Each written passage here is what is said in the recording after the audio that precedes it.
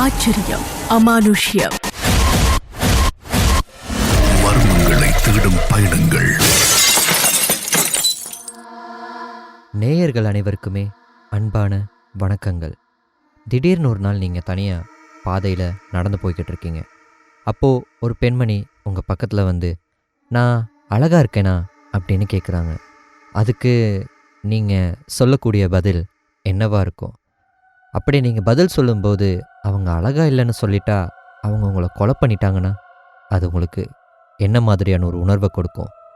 ஒரு சில வேளை அவங்க நிஜமாகவே உங்கள் கண்ணுக்கு அழகாக தெரிஞ்சு நீங்கள் அழகாக தான் இருக்கீங்க அப்படின்னு சொன்னதும் அவங்க தன்னோட முகத்தில் போட்டிருந்த மாஸ்கை கழட்டிட்டு இப்போவும் நான் அழகாக இருக்கேனா அப்படின்ட்டு ஒரு கோர முகத்தோட கேட்டால் உங்களோட பதில் என்னவா இருக்கும்? நீங்கள் என்ன பதில் சொன்னாலும் உங்கள் உயிர் பிரிந்து போகுமா இருந்தால் அப்போது நீங்கள் அந்த பெண்மணியை கண்டது சரியான ஒரு முடிவா இல்லைனா தவறான ஒரு முடிவான்னு எந்த கணத்தில் சிந்திப்பீங்க? இன்றைய நாளுக்கான ஆச்சரியம், அமானுஷ்யம் ஒரு அழகான பெண்மணியை சூழ்ந்த கதையாகத்தான் இருக்க போகுது. நிறையவே வித்தியாசமான அமானுஷ்யமான விஷயங்கள் இந்த கதைக்குள்ளே நீங்கள் கேட்டறிய போகிறீங்க. நிகழ்ச்சியோட தொடர்ந்து இணைந்துருங்க. என்னெல்லாம் நடந்தது, எப்படி இந்த அழகி அரக்கியானாள் அப்படிங்கிறத தெரிஞ்சுக்கலாம். உங்களுடன் நான் புகழேந்திரன் தங்கதுரை. ஜப்பானிய கதைகளில் சொல்லப்பட்டு வந்த ஒரு அழகி அரக்கியான கதை தான் குச்சிசாக்கி ஓன்னா. இந்த குச்சிசாக்கி ஓன்னா அப்படிங்கிற பெண்மணி திடீர்னு உங்கள் முன்னாடி தோன்றுவாங்க. முகத்தில் ஒரு துணியை போட்டோ இல்லைனா ஒரு முகமூடி அணிந்தோ இருக்கிறவங்க. முகமூடினா நம்ம எல்லாருமே கொரோனா காலத்தில் அணிந்திருந்தோமே ஒரு மாஸ்க், அந்த மாதிரியான ஒரு மாஸ்க் அணிந்து கொண்டிருப்பாங்க. திடீர்னு உங்கள் கண் முன்னாடி தோன்றி நான் அழகாக இருக்கேனா அப்படின்னு கேட்குற அந்த உருவம், நீங்கள் அவளை பார்த்து அழகாக இருக்க அப்படின்னு சொல்லிட்டா அந்த மாஸ்கை கழட்டி இப்போவும் நான் அழகாக இருக்கேனா அப்படின்னு கேட்கும். அந்த மாஸ்கை கழட்டினதுக்கு அப்புறமாக உங்கள் கண் முன்னே தெரிகிறது ஒரு கோரமான முகம். ஆமாம், அந்த முகத்தில் வாய் கிழிப்பட்டிருக்கும். அந்த வாய் காது வரைக்குமே ரொம்பவுமே மோசமான ஒரு முறையில் கிழியப்பட்டு இருக்கும். அப்படி நீங்கள் பயத்தில் அவள் அழகாக இல்லைன்னு சொல்லிட்டா அவள் கையில் வச்சுருக்க ஒரு பெரிய கத்திரிக்கோளால் உங்கள் உடலை 2 துண்டாக்கிடுவா. ஒரு சில வேளை நீ அழகாக தான் இருக்க அப்படின்னு சொல்லி நீங்கள் தப்பிக்க நினச்சா அவளோட வாயை போலவே உங்களோட வாயையும் அவள் அறுத்தெறிஞ்சிடுவா. ரொம்பவுமே வித்தியாசமான ஒரு கதையாக இருக்குல்ல? அப்போ ஆரம்பத்திலே இல்லைன்னு சொல்லிட்டு அவாவது தப்பிக்க முடியுமான்னு கேட்டிங்கன்னா அவள் முதல் கேட்குற கேள்விக்கு நீங்கள் இல்லைன்னு சொன்னாலும் அவள் உங்களை கொலை பண்ணிடுவா. இது எல்லாத்துக்குமே காரணம் அவளோட அழகு தான் அப்படிங்கிறது தான் இங்கே இருக்க ஒரே ஒரு பிரச்சனை. அவள் அழகாக இருந்ததால தான் இத்தனை பிரச்சனையும் ஆரம்பமானது. குச்சிசாக்கி ஓன்னா அப்படிங்கிற இந்த மோசமான அரக்கி 17ஆம் 19ஆம் நூற்றாண்டுகளில் ஜப்பானோட எடோ காலகட்டத்தில் உருவான ஒரு கதையாகவும் ஒரு அரக்கியாகவும் தான் வரலாற்றில் ஞாபகம் வைத்து கொள்ளப்படுகின்றார். இவ இப்படி மாறினதுக்கான காரணம் என்னன்னு பார்த்தீங்கன்னா, அந்த காலத்தில் சாமுராய்கள் எல்லாருமே இருந்த காலம். அப்படி ஒரு சாமுராயின் அழகிய மனைவியாகத்தான் இந்த குச்சிசாக்கி ஓன்னா இருந்திருக்கா. அப்படி இருக்கிற இந்த குச்சிசாக்கி ஓன்னா பல நேரங்களில் தன்னோட கணவனை பிரிஞ்சிருக்க வேண்டிய நிலைமைக்கு ஆளாகிறா. அதற்கான காரணம் அவளோட கணவன் ஒரு சாமுராயாக இருக்கிறது தான். இவர் சாமுராயாக இருக்கிறதுனால பல நேரங்களில் வீடுகளில் இல்லாமல் போகும்போது இவளோட அழகில் மயங்கினவங்க நிறைய ஆண்மகன்கள் இவளை தேடி வர்றாங்க. இவளும் சபலப்படுறா. குச்சிசாக்கி ஓன்னா பற்றின கதைகள் ஊர் முழுக்க பரவுது. அவள் இந்த சாமுராயை தாண்டி இன்னும் நிறைய ஆண்களோட தொடர்பில் இருக்கா அப்படின்ட்டு சாமுராய்க்கு தெரிய வருது. அதாவது குச்சிசாக்கி ஓன்னாவோட கணவருக்கு தெரிய வருது. பயங்கர கோபத்துக்கு ஆளாகிற இந்த சாமுராய் இதெல்லாம் உண்மையாக இருக்காது அப்படின்னு தான் ஆரம்பத்தில் நினைக்கிறாரு. காரணம், இவளோட அழகை அபகரிக்க நினைக்கிறவங்க இப்படி ஏதாவது ஒரு கட்டுக்கதையை சொல்லி என்ன குச்சிசாக்கி ஓன்னா கிட்ட இருந்து பிரிக்க நினைக்கிறாங்களோ அப்படின்னு தான் சாமுராய் ஆரம்பத்தில் நினைக்கிறாரு.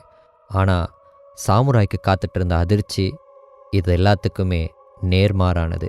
ஊர் மக்கள் சொன்னதெல்லாமே உண்மையாகவும் மாறுது. அப்படி இந்த உண்மையை தெரிஞ்சதுக்கு அப்புறமாக அந்த சாமுராய் எடுத்த முடிவு தான் ரொம்பவுமே மோசமான முடிவு. குச்சிசாக்கி ஒன்னா அப்படிங்கிற அரக்கி உருவான கதையாகவும் அதுதான் மாறுது. அதீத அழகு ஆபத்தில் தான் போயிட்டு முடியும் அப்படிங்கிற கதைக்கு அப்பட்டமான அத்தாட்சி தான் இந்த குச்சிசாக்கி ஒன்னா.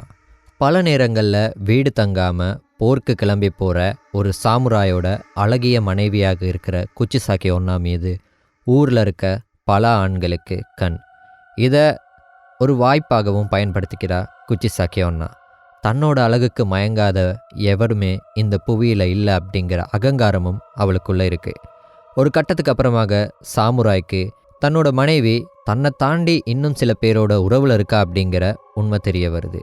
கடுங்கோபத்தோட ஒரு நாள் வீட்டுக்குள்ளே வர்ற சாமுராய் தன்னோட மனைவி இன்னொருத்தரோட இருக்கதை பார்க்குறாரு. அதீத கோபத்தின் காரணமாக தன்னோட மனைவியை கொலை பண்ணவும் முயற்சிக்கிறாரு. ஆனால் அவர் கொலை பண்ணலை. உன்னோட அழகு தானே உன்னை இப்படியெல்லாம் பேச வைக்குது, இப்படியெல்லாம் யோசிக்க வைக்குது, இப்படி எனக்கு துரோகம் செய்ய வைக்குது. இந்த அழகு இல்லைன்னா யாரும் உன் பின்னாடி வரப்போகிறாங்க அப்படின்ட்டு ஒரு கத்திரிக்கோல் எடுத்து அந்த குச்சிசாக்கி ஒன்னாவோட தன்னோட மனைவியோட வாயை வெட்டிடுறாரு. வாய் கிட்டத்தட்ட காது வரைக்குமே கிழிஞ்சு போகுது. இருபுறமும் அப்படியே அவளோட வாய் பிளக்குது. இதனால் ரொம்பவுமே கோரமான முகமாக அந்த அழகிய முகம் மாறுது. இத்தனை நாளாக கண்ணாடியில் பார்த்து தான் இந்த உலகத்திலேயே பேரழகி அப்படின்னு நினச்சிட்டு இருந்த குச்சிசாக்கி ஒன்னா மீண்டும் ஒரு முறை கண்ணாடியை பார்க்கும்போதும் அவளுக்கு அதே நினைப்பு இருக்குது. நான் இன்னும் அழகாகத்தான் இருக்கேன் அப்படின்னு சொல்லிட்டு அவள் அந்த வீட்டை விட்டு வெளியே போகிறா. வீட்டிலேருந்து ஓடிட்டு இருக்கும்போது அவளுக்கு இரத்தம் அதிகமாக வெளியேறினதுனால தரையில் விழுந்து உயிரும் பிரியுது. வட்டாஷி கீரே, அதாவது ஜப்பானிய மொழியில் நான் அழகாக இருக்கேனா அப்படின்னு தான் ஆரம்பிக்கும் இந்த குச்சிசாக்கி ஒன்னா அப்படிங்கிற அரக்கியோட முதல் வார்த்தை. அதற்கு இல்லை அப்படின்னு பதில் சொல்கிறவங்கள தன்கிட்ட இருக்க தன்னை எந்த கத்திரிக்கோளால் சாமுராய் இப்படி கோரமான முகமாக மாற்றினானோ அதே கத்திரிக்கோளால் உங்களை குத்தி கொலை பண்ணிடும். நீங்கள் ஆமான்னு சொன்னால் மாஸ்கை கலட்டிட்டு இப்போ உண்மையை சொல்லு அப்படின்னு கேட்கும். நீங்கள் அப்போது அந்த கோர முகத்தை பார்த்து பயத்தில் இல்லைன்னு சொல்லிட்டா உங்களை பாதியாக வெட்டிடும். அதுவே ஆமான்னு சொல்லிட்டீங்கன்னா அப்போது நீயும் என்ன மாதிரியே அழகாகிடு அப்படின்னு சொல்லி உங்களோட வாயையுமே கிழிச்சிடும். இது சாதாரணமான ஒரு கதையாக இல்லாமல் பல பேருக்கு பயத்தை உண்டாக்குன கதையாக மாறினதுக்கு காரணம் பழங்காலத்தில் பத்திரிகைகள் ஊடாக கூட இந்த குச்சிசாக்கி ஒன்னா அப்படிங்கிற அரக்கி பரவலாக பேசப்பட்டது தான். ஆக ஜப்பானிய மக்களிடையே ஒரு பயத்தை விதைத்த இந்த அரக்கி சில நேரங்களில் உங்கள் கண்ணு முன்னாடி தோன்றுனா நீங்கள் என்ன பதில் சொல்லுவீங்க? என்ன பதில் சொன்னாலும் உயிர் பிரிஞ்சிடும் அப்படின்னு இருக்க நிலையில் அது கேட்குற கேள்விக்கு சம்மந்தமே இல்லாமல் பதில்களை சொல்லி தப்பிச்சவங்களும் இருக்காங்க. நீங்களும் உங்கள் முன்னாடி திடீர்னு இந்த குச்சிசாக்கி ஒன்றா தோன்றி நான் அழகாக இருக்கேனா அப்படின்னு கேட்டால் சம்மந்தமே இல்லாமல் நான் இன்றைக்கி காலையில் சாப்பிட்டது 2 உளுந்து வடையும் ஒரு டீயும் தான் அப்படின்னு சொல்லிடுங்க. மறுபடியும் அதே கேள்வியை கேட்டால் எனக்கு இன்றைக்கி ஆஃபீஸ் போக லேட் ஆகும்னு நினைக்கிறேன், நீயும் என் கூட வாரியா அப்படின்னு கேளுங்க. என்ன கேள்வி கேட்டாலும் அது கேட்குற கேள்விக்கான பதிலை சொல்லாமல் இருந்தால் நீங்கள் தப்பிச்சிட முடியும்.